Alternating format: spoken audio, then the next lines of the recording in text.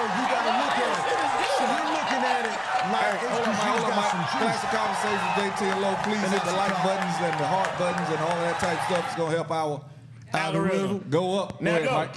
Now go. What you were saying? Hey, great conversation while we're not on camera. We had to bring us on camera. Bring it live right away. Yeah, that was great. So, all right, where we was at, y'all? Oh shit. The question about he said it's gonna hurt the HBCUs and go from there. Okay, so my thing is, you're saying they're gonna get sued, and I'm like, HBCUs get sued all the time. Everybody gets sued all the time. You think an HBCU is really scared about getting sued over discrimination? They dealing with hazing. They dealing with sexual allegations. I can't even say that's okay. So what allegations. you're talking about is trivial. When you have so is lawyers, race, clearly. Technically, the ACLU would take up the case of that student that's suing for admission. Okay. And see, when they sue for admission, now what they're going to do is the same thing the Florida governor's threatened.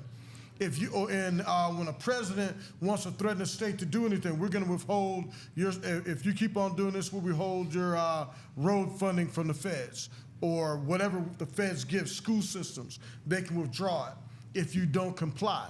Okay, if a HBCU, not some of them that's deep pockets may be able to weather the storm, but a lot of the state-run HBCUs right, will not be able to do it because now they're going to be getting sued, and it's going to be clearly when you see somebody with, and I'm just saying, with a perfect SAT score that wants to get into your medical school or your science program, and you're awarding 40 scholarships, but the scholarships were awarded to 40 kids that SAT scores didn't match.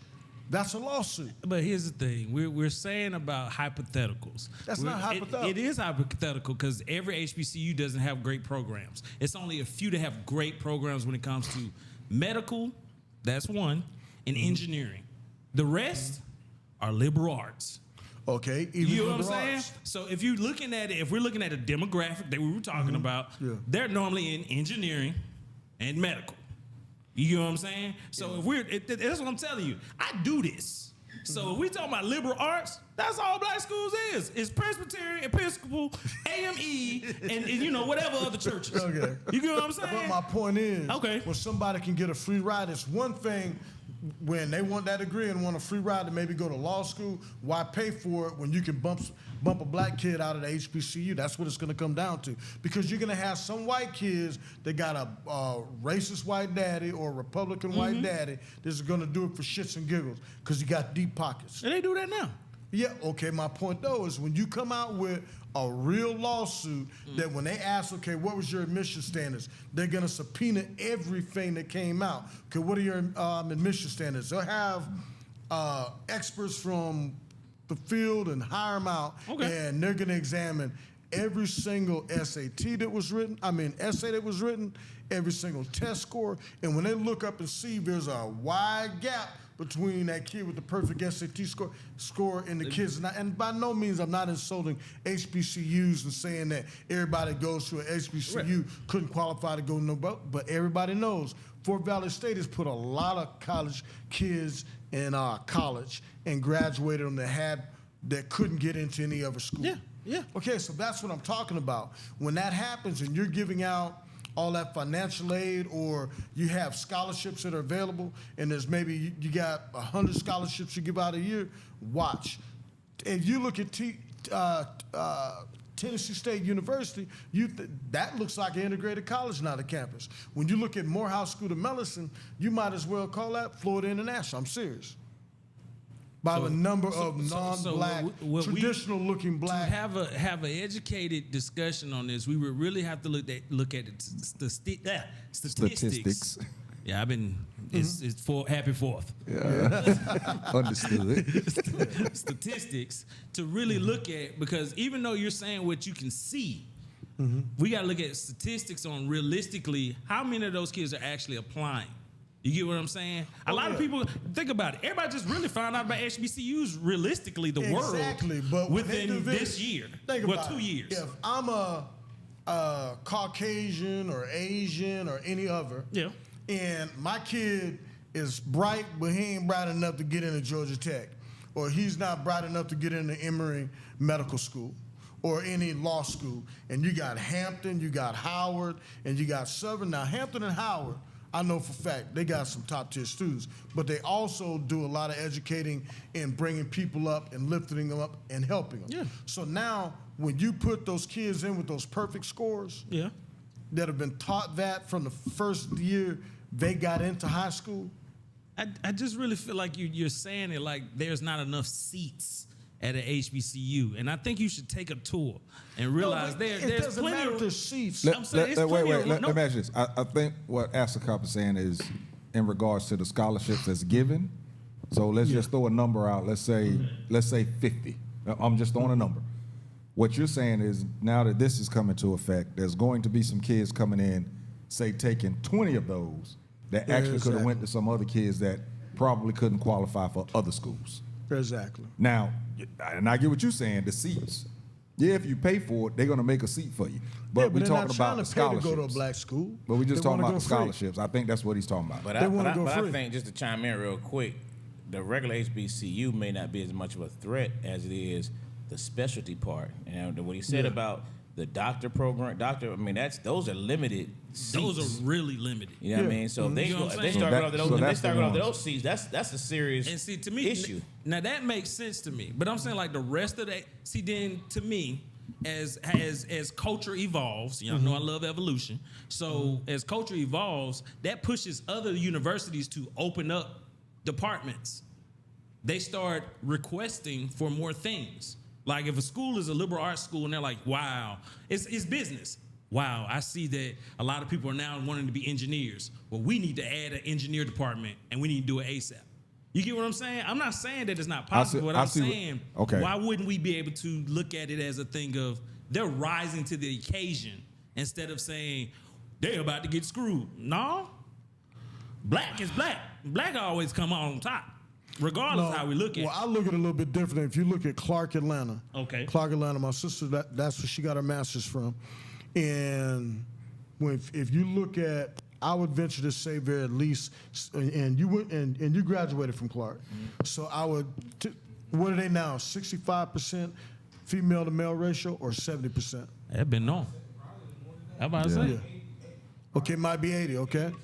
Okay, and when I'm looking at it in the long run, you have, if you're saying that it may open up new doors, so Clark all of a sudden, I think they already have a program, but some school that doesn't, Fort Valley all of a sudden gets an engineering program. Okay, that engineering program is state of the art, right? Okay, Drake. But who's going to be filling those seats? Because the thing that they haven't looked at when they said no affirmative action, they haven't looked at what racism, the damage it's caused to African-American schools, inner city high schools. Most of the inner city high schools are non-qualifiers. Okay, so if you can't get sugar from shit. And that's just being real. Right. Okay, so it's going to take years for us to catch up. They didn't revamp the inner city school systems now. They spent all them billions on a war that has nothing to do with us, but they didn't do that. So now you're taking affirmative action away. You saying ramp up. Yeah, you're going to have some nice-ass, shiny, new shit for a mixed curriculum. Same thing if you look at Southern University. Okay, if you look at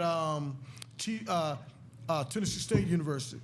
Okay, if you look at Morehouse, the programs they're going into are the specialty programs that you're talking about, the master's programs at black schools. Those are the programs that they're enrolling in. So if you boost those programs up, it's yes, but because of affirmative action, it's an even playing field that's not really stacked fairly because a lot of our kids are going to underperforming schools. You're going to basically be ramping up schools for them, not us. Evolution will occur at some point, but hell, we can't even get certain music off our radios. Shit you can say. You can't sit up there now and say kill Jews, kill Asians, but you can have a song all day long about killing black people and using the term I use infected instead of using N-word. Okay, so you can't go out and say that, but there's nobody gonna kick your Nike and everybody else is still getting airtime on black stations that put that trash on the air. But as soon as the wrong artist says, what was that? It happened to a couple of them in the last couple of years. They made an anti-Semitic comment, singers. Oh, man, we can run down And then the they list. were all of a sudden, they were kicked off the air. They were kicked off the air on white stations, or dropped on white stations, or threatened to be dropped if their music was played. It doesn't happen when you talk about genocide with African Americans. So when you put that together, then you're talking about affirmative actions taken away. Okay, some of the Herman Russell, they used to have a R.I.P. joke. Well, he's passed now, but Mr. Russell, he got his money from when Maynard Jackson was the mayor of Atlanta. He started the deferred program to get any contract in Atlanta. You had to have a black partner. So I think it was Lewis Construction, no relation, I wouldn't be here. They basically had it. Herman Russell came in. The joke was he had 2 wheelbarrows and a dump truck, and he paid, and he got the contract for the airport. Contract. So you know what that means, right? But now he's he's the largest black construction companies, and maybe one of the largest, period. And he gets a lot of contracts. That never would have happened. And a lot of other people that got built that way never would have happened. So when people act like, oh no, it'll be an even playing field, that's a very rose-colored glasses look at it, because we're in a, I'm not gonna say, because I'm not that far left, but there's a lot of racism that still occurs in America. I mean, A lot. That's that's America. Okay, yeah, okay. But And now look, you're putting something that's not even trying to, that used to at least halfway even the playing field, and you're saying, no, that's going to be against the law now? Watch how quick it's enforced. Watch, they're going to start sending, I'm not saying Asians, it could be white or whoever, a zebra, to every single HBCU. You know why? Because they're going to want to get that lawsuit money. It's going to be, instead of an ambulance chaser, it's going to be somebody chasing it armed admissions and seeing what happens. First time some black kid gets entered into it, they're going to be doing open records to see what his scores actually were. Let me ask you this question, man. In regards to, basically what they're doing is that they're wanting to stop an affirmative action for college interests. Or, and this is a quote that was up there from this guy, Ed Blum. He wanted to end the use of racial preferences in American life. Let me ask you all this question. Do people, not all, but people of other races actually believe that racial preference is not relevant already? What do y'all think about that? A lot of them do. Yes. But you got to look at where it needs to be looked. You have to look no further than Atlanta, Coca-Cola. Coca-Cola had no black vice presidents at one point. There was a lawsuit, and ran out and hired them, and they put the head of security officer, and I'm not the person, not saying the person wasn't qualified, but instead of making a real department, they put him over security. Okay, that happens throughout corporate America. Okay, you have biased lawsuits with every single one of the alphabet law enforcement agencies. Secret Service has lost several lawsuits from black agents. FBI has lost several lawsuits from black agents. ATF has lost several lawsuits from black agents. U.S. Marshals, several lawsuits of bias. Okay, that's in law enforcement. So you're looking at it through rose-colored glasses if you think they're not going to ram a dick up our ass if you take affirmative action. Oh, I'm sorry.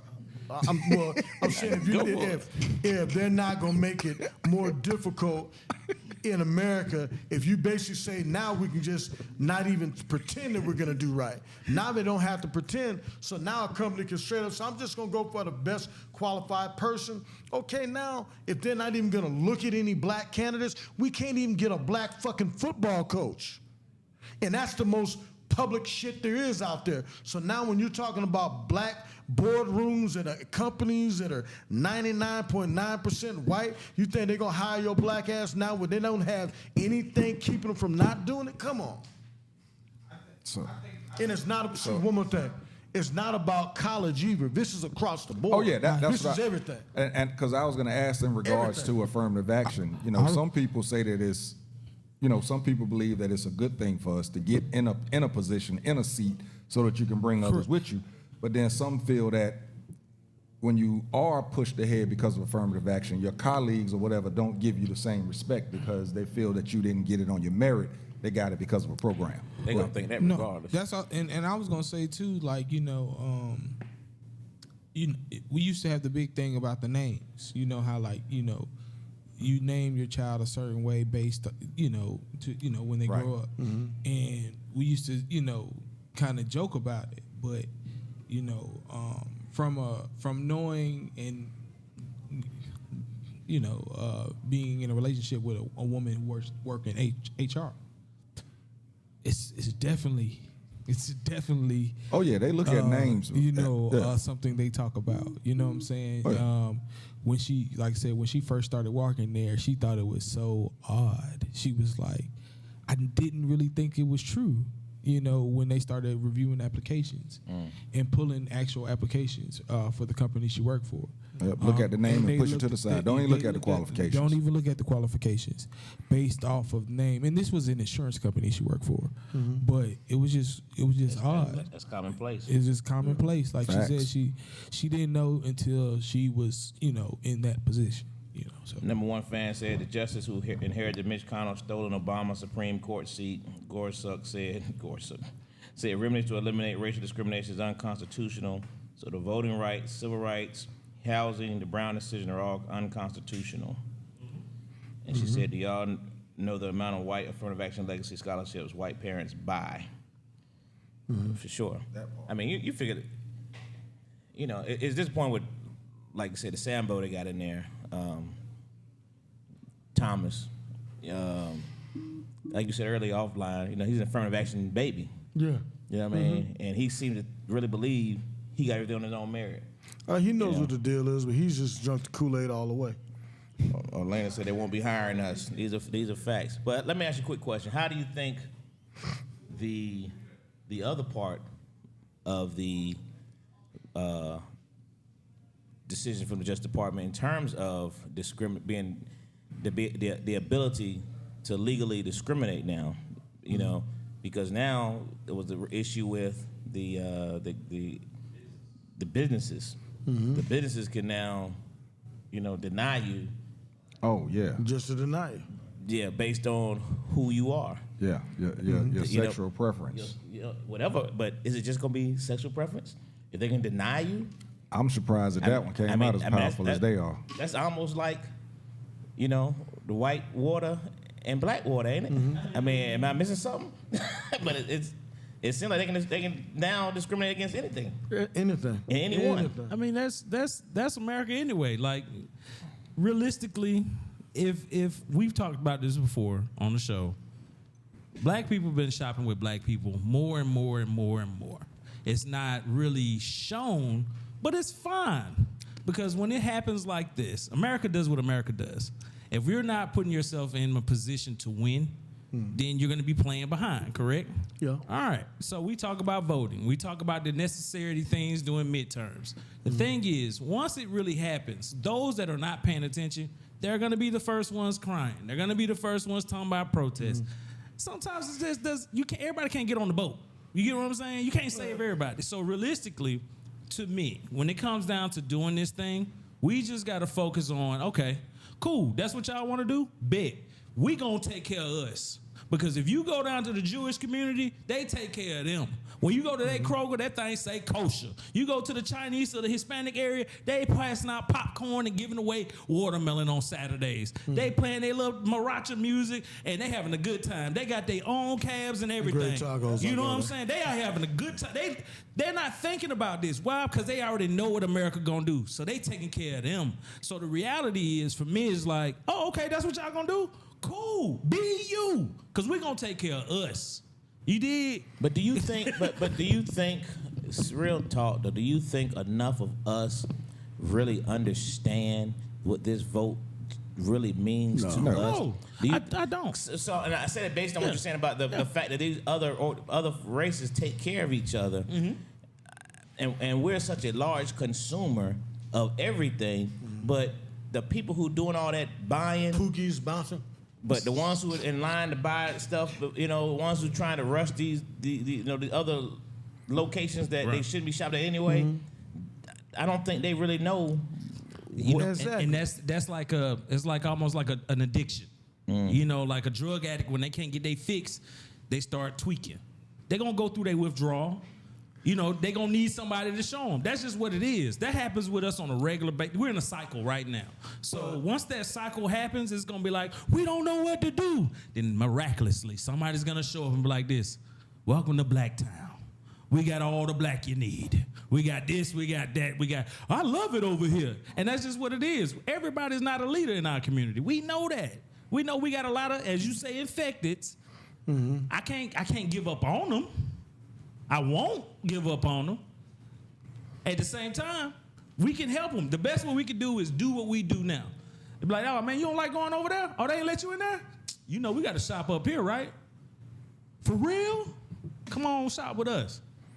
See, that's how I look at stuff. It's like, take advantage. Okay, cool. You can take advantage of it, but the realistic thing where you're talking about actually controlling and dealing with people. That, okay, you start looking at voting laws, redistricting, things like that. That's when they're going to cut you out. You're going to have your own little fiefdom, but we're so behind the eight ball when the majority of African-American students go in failing school systems. So that's going to take years just to bring them up to speed, and it's going to take black leaders and people worrying about something besides basketball, throwing footballs, and rap music. That's going to be a whole cultural change that's going to have to take place. You're going to have to get Public Enemies instead of Youngboy and everybody else. So it's going to be a whole cultural change. Now, this may be the catastrophic event that causes a change in African-American communities. But don't take this lightly, because we getting ready to get...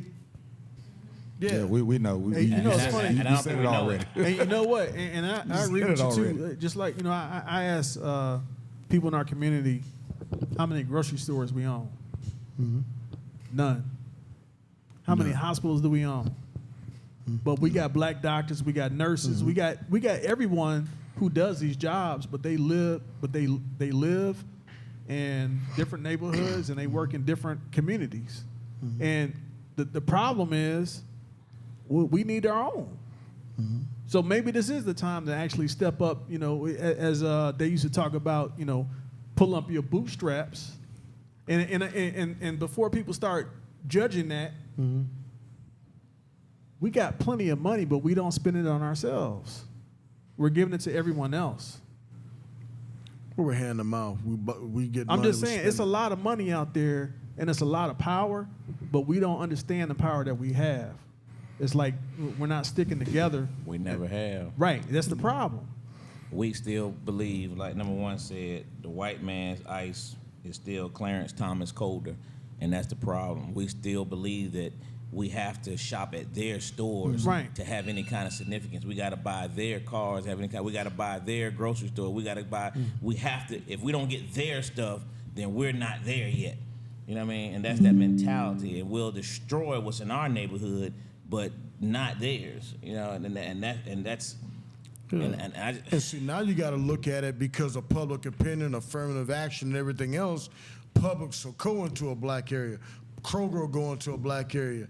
Walmart stayed open even though they were taking a loss on MLK by the AU Center because half the store was walking out every night.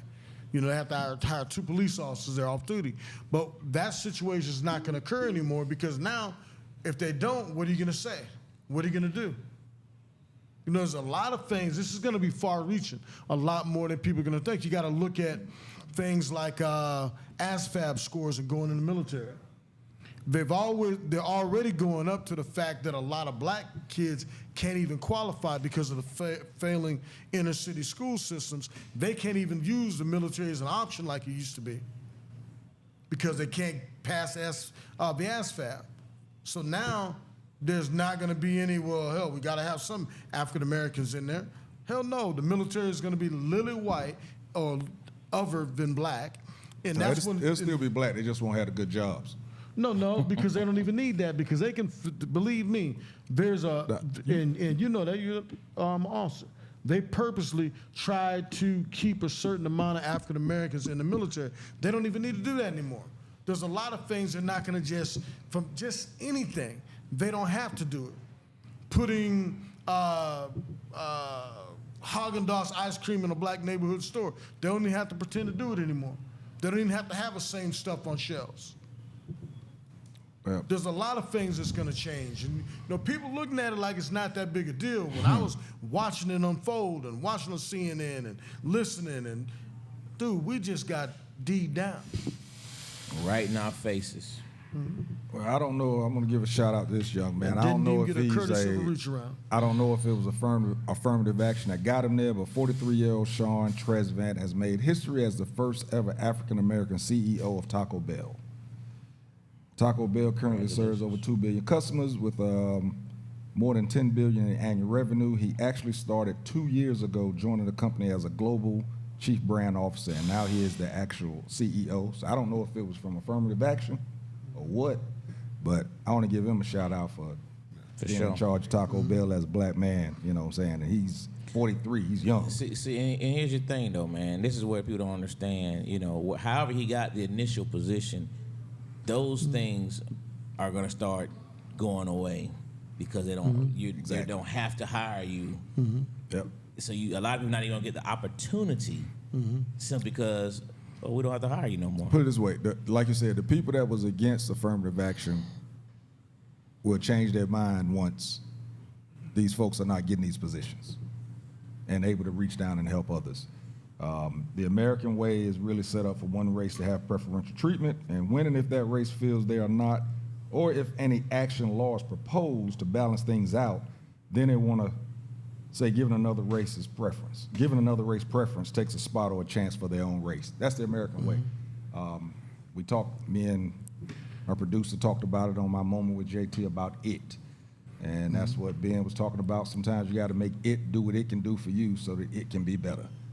Period. So we're going to go into the top 5. Can I say one more thing on that, though? Take a moment of silence. Yeah. Yeah, see, one thing everybody's not looked at, they didn't put sex into it. So preferential treatment that females get, particularly white females get, that's still there. So that's going to even push us further down the ladder because now, that's the only thing somebody can call now is sex. But you can't be discriminated against because you're black, but let the first time a LGBTQ doesn't get something. Right. That's still protected. Sexism is still protected. But the number one person that gets discriminated against in America, African Americans, isn't protected anymore. Come on. I'm going to go top 10. Fuck it. All right, man. So we're going to get ready to go into our top 5. So Let me read these comments real quick. Comments. Number 1 said, know that ruling against the gays will trickle down to us. Some folks, black folks, would not get it. Talk about Clarence Thomas White whooping him a little bit and said he is dying on a white man's penis. Atlanta said, we keep waiting for them to take care of us. They wake up with how to create wealth for their families, not us. We better wake up and smell the coffee. Number 1 said she posted in 2010. And even during President Obama's inauguration, her celebration didn't last long. Some of us knew what was going to happen. Evil white folks never sleep. All right. All right, y'all. So we're going to go into the top 5, but for our producers' sake, we need to have a pause so we can pause this thing up instead of going to a commercial. So everybody, on me, just be quiet and sit still, all right? On me now. You messed it up. All right, top 5, Angelo. Phone rung right there, didn't it? All right, top 5. We're going to go this week with your top 5 point guards of all time. Your top 5 point guards, NBA point guards of all time. Okay. That's a good one. Doctor, you ready? You got your top 5? I don't know anything about basketball, bro. You're too busy getting married. Right. Hey, you know what? I had 5. You know what? I had 5 point guards. And instead of 5 point guards, I had 5 wives. A couple of babies impossibles. And they were terrible point guards too. And being in the Navy. Boy, you've been busy. You've been busy, dog. Yeah, man. You done some stuff in life. What you got, Dwayne? All right, Dwayne, go with yours. Number 5, Kyrie Irving. Wow. Number 4, Isaiah Thomas. Number 3, Jason Kidd. Number 2, Magic Johnson. Number 1, I gotta give it to him. This is who I follow. Chris Paul. Who? CP3. Okay. CP3. Oh hell no. He's my generation. Over Magic. Wait. Well, but that's what I'm saying. He's my generation. Like, yeah. you know what I'm saying? And the Isaiah You know what I'm Thomas you saying? meant was Detroit Pistons, I guess. Yeah, Okay. Isaiah Thomas. Yeah. I was just thinking about I was just thinking about his I mean, generation. You know I was just thinking about his generation. But let me say I didn't know. But that's what I'm saying. Like Magic, I seen Magic play. I seen Isaiah play. So I definitely know them as point guards. But like I said, I grew up in 2000. I graduated high school in 2002. So Chris Paul graduated in 2004. You know what I'm saying? Like that's like LeBron. You know what I'm saying? That's why I like LeBron, because he graduated right after me. You know what I'm saying? So it's like we in the same generation. You know what I'm saying? That's why I say I'm not a big Kobe fan. You know what I'm saying? But Kobe's a little bit older than me. You know what I'm saying? And when Kobe was ruling, it was like hate Kobe. You know what I'm saying? So that's all I'm saying. And I like Dwayne Wade. And, I feel you on that. I feel you on that. Just like, All right, he took all mine. Shit. All right, so we're gonna start on the white side of the court. Affirmative action. Reverse. There you go. Steve Nash. All right. Good one. John Stockton. Okay, stop. All right. And we're gonna go back over because that's the only 2 white ones I know. Besides, who on the logo? Jerry West. Yeah, he wasn't ain't no good. point guard. So that's the best I can do, guys. John Wall. All right. Okay. I'm gonna stick with Kyrie Irving. I didn't get a chance to watch Isaiah Thomas. Only thing I knew about basketball at the time was Michael Jordan, and my mama just liked him because he had the bald head. So and he was chocolate. So yeah. So I'm gonna leave that alone. My number 1 is Derrick Rose. So yeah, that's my guy. That's my guy. Okay.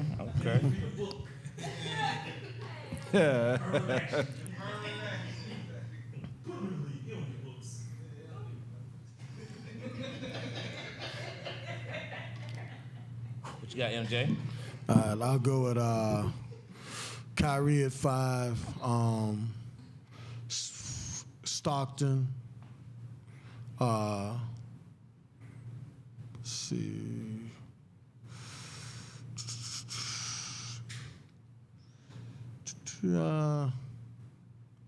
This is hard when you get like that, because if you leave one off, it's still messed up.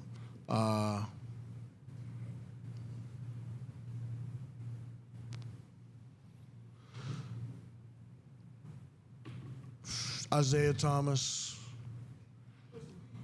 Yeah. Oh, no, I'm not throwing it like that. I'm not that old now. I'm old. I'm not Pistol Pete Maravich old. Dennis, or those Celtic guard, and Magic number 1 all the way. Not even Talking close. about freckle face Dennis Johnson. Yeah. Wow. Interesting. All right. Number 5, John Stockton. Then I have Mark Jackson. Ooh, this was a tough one here. Then I have Magic Johnson. That low? Then I have J. Kidd. Number 1 to me was Oscar Robertson. And my 2 honorable mentions would be Gary Payton and Russell Westbrook. All right. Didn't average 10 assists one time. You ain't no point guard to me. You're a lead guard. That's a little different. All right, Glenn has Gary Payton, Magic Johnson, Derrick Rose, John Stockton, and Spud Webb. Number 1 got Walt Frazier, Nice. I was thinking about Walt. AI,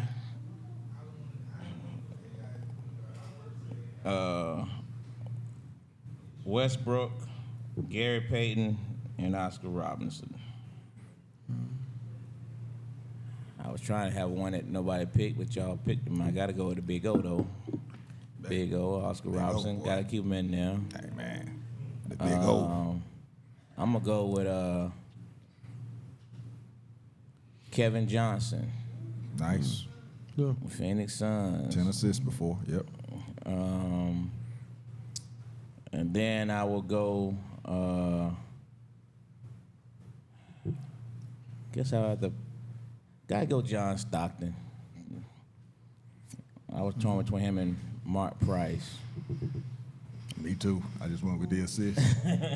Stockton had more assists. So yeah, I had to go that route. Stockton. Even though it threw all of them to Karl Malone. But. Yeah, but they ran that pick and roll to perfection. And you ain't seen it since this current Portland. Nah, not Portland. Who just won the championship? Oh, Nuggets.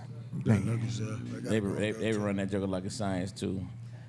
Then number 2, gotta go with Zeke, Isaiah Thomas, and number 1 overall. You know, that dude Irvin Magic Johnson. I don't think I like Isaiah Thomas because he beat my teams. He beat Carolina in college, and then he was a nemesis to the Bulls back in the day. So That makes him great. yeah, that's why I don't like him. I can't. Well, he had a team, boy. Is who? White chocolate? yeah.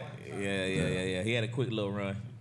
Hey man, they were showing the old dunk contest today, man. Man, Kaya come running downstairs. She thought I was actually at a game, bruh. Hey man, that one with of course Jordan and Dominique, but that one with Gordon and what's the light skinned dude from Chicago? I mean, there's a lot of them, but yeah, that dunk contest, bruh. And then that Vince Carter one. Oh, the Vince Carter one was insane. I rewinded that 3 times. Oh, him and T-Mac, insane. And Steve Francis got busy in that one too, but he was just the wrong. It was the wrong year. It was just the wrong year for him to be in it. Year. It's the wrong year. Wrong year. Yeah.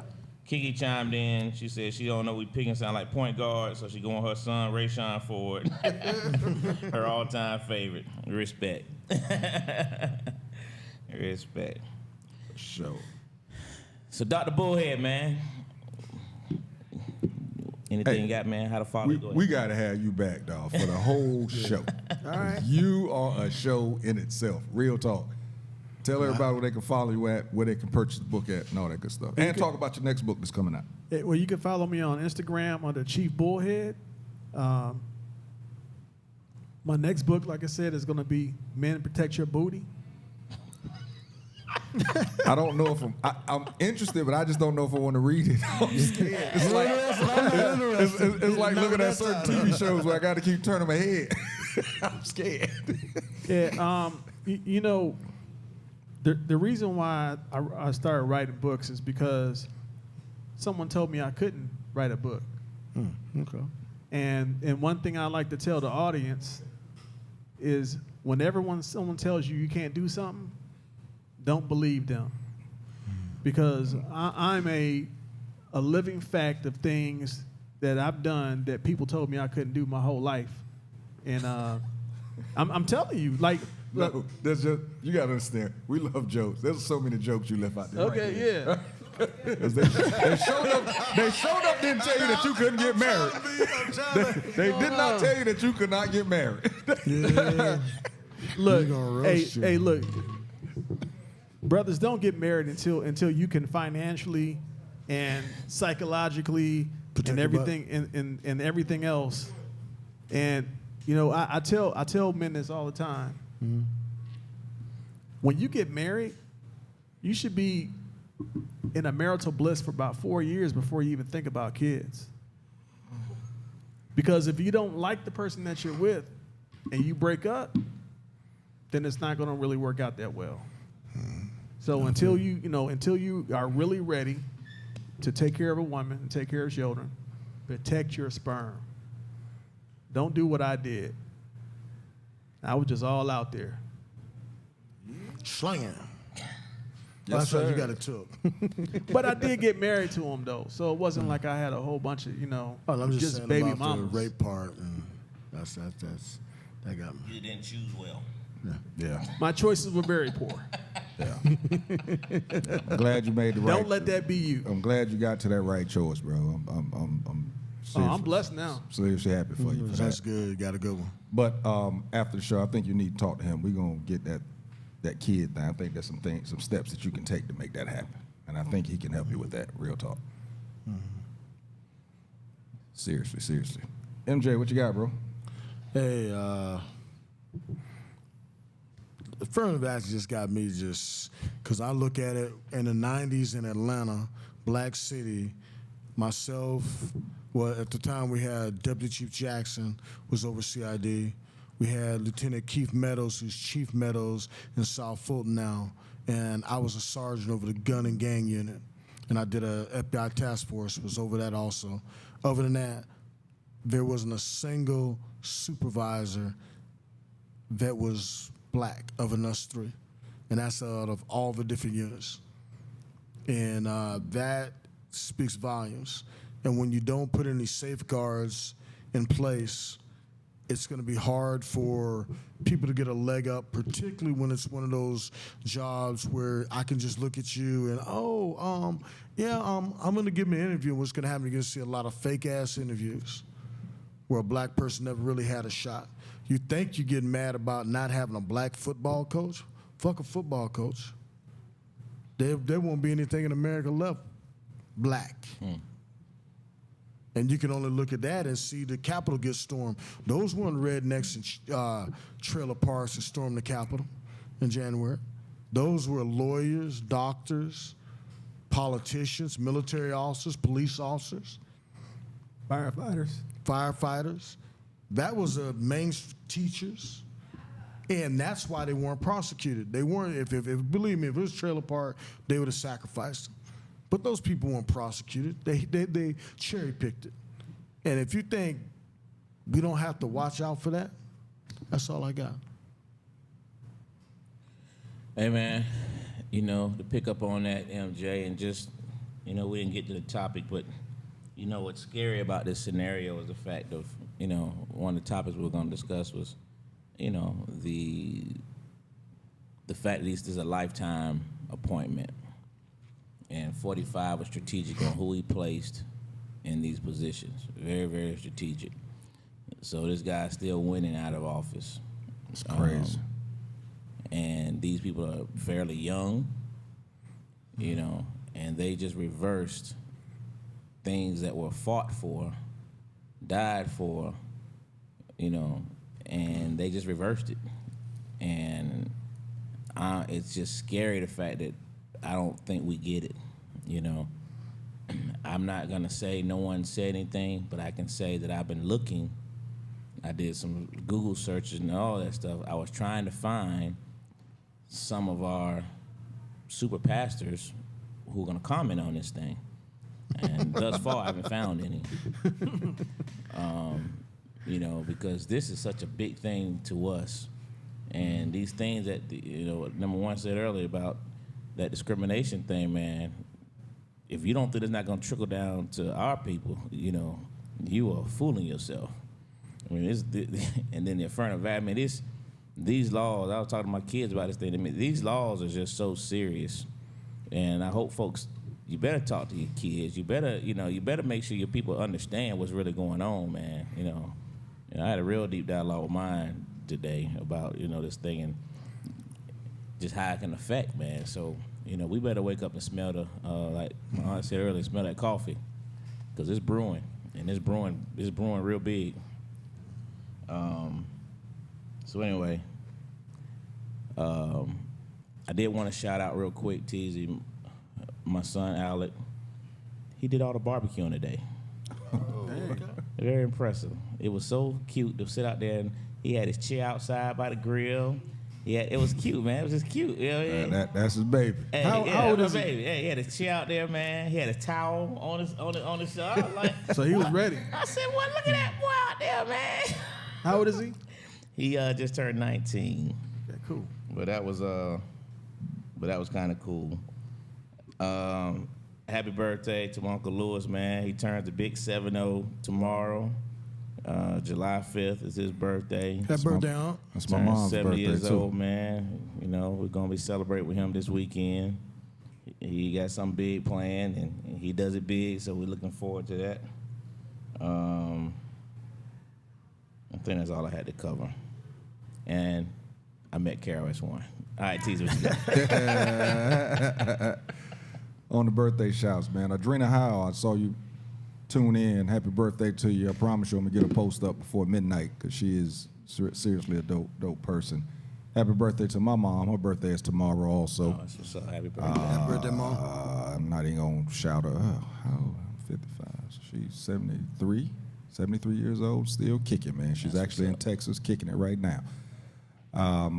Don't have much, man, but just going on, just listening to what Ben of the Millennial Coalition was speaking on. Asakop, I love your passion with it. But I also understand where he's coming from in regards to trying to find, guess you could say, a silver lining. This is serious, and I'm with you. I don't think people have recognized how serious it is because I've, knowing that we was going to talk about this, I was actually looking on social media of people that I know to see if anybody said anything on my timeline. And I think maybe 10 people said something about it. And with those 10 people, I think there was maybe combined 11 comments on those 10 posts. So I don't think many are paying attention to it. Or, they could be looking at it as Ben is. We as black people have been dealt over and over so many blows.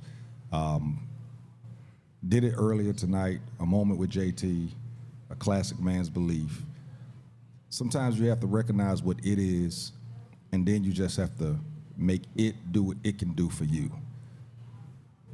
As you said, MJ, hopefully this is the moment, even though right now, being that I only saw 10 people say something about it, you hope that this is the moment that we will recognize and try and galvanize, but you have to recognize what it is, and then you have to make it do what it can do for you. So end it with that, man, and we will see you next week. My aunt said I didn't read her top 5. I don't see it. Do you see it, Ben? You see Not on Auntie's there? top 5. She I posts on don't- mine. I don't see it. I'd have read if I saw it, but I don't see it.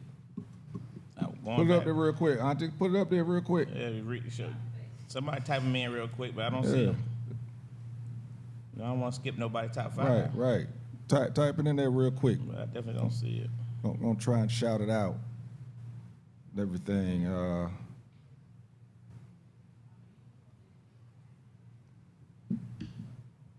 She ain't put it But in there. anyway, hopefully do it. But Bullhead, man, we appreciate you coming in, though, man. It was a very interesting topic. Thanks for inviting me. I appreciate that. Oh, you No, coming that was- back, bro? You coming back? that was some that is deep. Yeah. You coming back? That's pretty deep. We got that. So, but where can they get the book? Did you?